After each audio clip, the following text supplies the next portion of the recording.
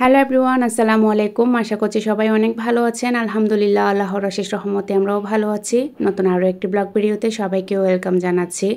রান্নাবান্না দিয়েই আজকে ব্লগটা স্টার্ট করেছিলাম। এখানে টমেটোর ভর্তা তৈরি করতেছি। টমেটো আর কাঁচামরিচ প্রথমে ভালো করে সিদ্ধ করে নিয়েছিলাম। এখন একটু ধনিয়া পাতা, কাঁচামরিচ তো সিদ্ধ করে নিয়েছি। ধনিয়া পাতা, পেঁয়াজ, লবণ, সরিষার তেল সব কিছু দিয়ে ভালোভাবে মিক্স করে নিব। দুপুরে খাবারের আইটেমে একটা না একটা ভর্তা লাগেই লাগে। একটু ঝাল ঝাল করে ভর্তা হলে মনে হয় পেট ভরে ভাত খেতে পারি। ভর্তা ছাড়া ভাতের আইটেমটা একদম জমেই না। এত বেশি ঝাল খেলে বা এত বেশি ভর্তা আইটেম খেলে কিন্তু আবার গ্যাস্ট্রিকের প্রবলেমও হয়ে যায়। তারপরেও কিছুই করার নেই, ভর্তা ছাড়া খেতে ইচ্ছে করে না। তারপরে হচ্ছে আমি একটু মেলে এসেছিলাম। সেদিন যে মরিচগুলো শুকিয়েছি ছাদে গিয়ে ওই মরিচগুলোকে গুঁড়ো করতে এসেছিলাম। তো এখানে সিরিয়াল ধরে দাঁড়াতে হচ্ছে। অনেকে মরিচ, হলুদ, চালের গুঁড়ি অনেক কিছুই গুঁড়ি করতেছে। আমাকে সিরিয়াল ধরে দাঁড়াতে হবে যতক্ষণে আমারটা আসে আর কি। তো এখানে আবার রেডিমেড মশলাও পাওয়া যায়, চাইলে কিনতে পাওয়া যায়। মাঝে মধ্যেও যখন বাসায় গুঁড়ো করা থাকে না তখন রেডিমেড নিয়ে যাই।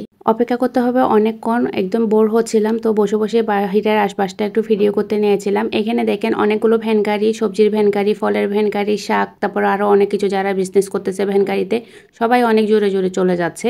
আর কিছুক্ষণ পরে দেখলাম যে এখানে সেনাবাহিনী আসছে, প্রশাসনের লোকজন এসে ওনাদেরকে বারবার বিরক্ত করতেছে, হামলা দিচ্ছে।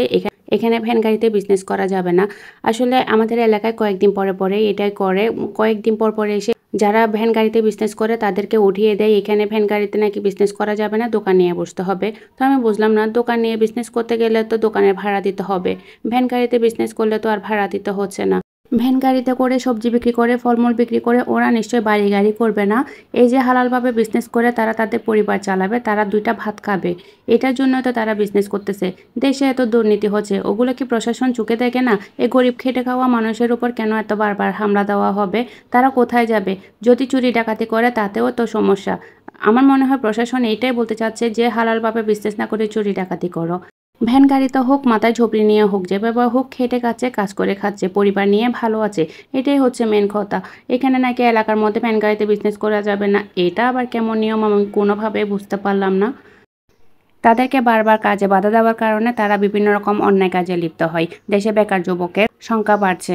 আমি বুঝলাম না, যখন দেশে দুর্নীতি করা হয় তখন সেগুলো কি কারো চোখে পড়ে না? সেগুলো কি দেখে না? তখন তো জেনে বুঝেও সবাই চুপচাপ থাকে। ওই যে অতিরিক্ত খরচের কারণে পিঁপড়ার মুখ থেকে খাবার কেড়ে নেবে ঠিকই, কিন্তু পিছন দিয়ে যে হাজারো চলে যায় সেটা আর চোখে দেখবে না। অনেক মায়া লাগছিল আজকে এই মানুষগুলোকে দেখে। সকাল থেকে অনেক পরিশ্রম করেছে, পরে যারা প্রশাসনের হাতে ধরা পড়েছে তাদেরকে চাঁদা দিতে হয়েছে। তাদের এই টাকা খেয়ে কিন্তু কারোরই ভালো হবে না, এটা তাদের রিজিক ছিল, পরিশ্রমের ফল ছিল।